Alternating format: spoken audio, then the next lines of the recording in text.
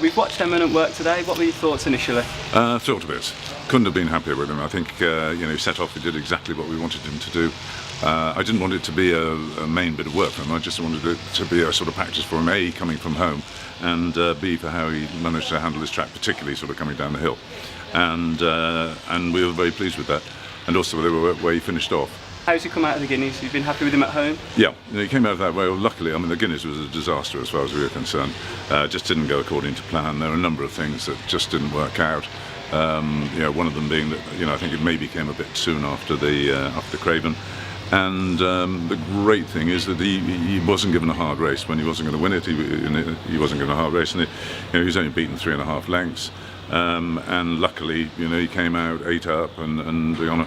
But it's allowed me, if he'd had a hard race, and I think this then would be a bit of a problem. It'd be too close. But I think it's just given me a nice bit of time to get him right for this, and seeing the way he coped with it today, and the way he sort of finished up here after a mile, I was pretty pleased with that. And the mile was obviously the absolute minimum that he wanted. How excited are you to step him up in trick? Well, I've always wanted to do that, and of course, I suppose the thing that put everybody wrong a bit was the Craven. I mean, winning that in flying time, is that sort of record.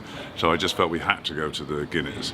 But I suppose if one had one's time again, would that necessarily been the right course of action? Because I've always thought from the day he won his maiden, and it was difficult to pull up, that he'd always want more than a mile, and he showed that at home.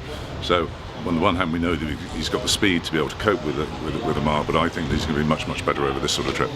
And what's it been like sitting at home watching the trials go on and seeing the fallout from those for you? Well, it's sort of quite difficult because you're sort of comparing different horses in different races and traditional trials, and then statistically people say, well, did that trial work out or didn't it?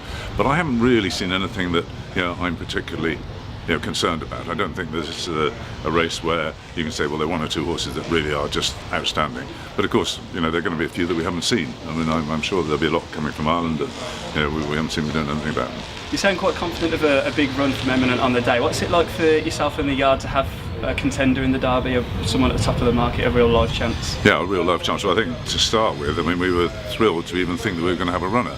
But as time goes on, and you suddenly think, oh, this horse now does have a live chance, and there could be a possibility that he just could run a big race, and that would, just for the yard and everybody connected, would be a fantastic thing. But at the moment, it's almost too tempting Providence to sort of dream about the outcome.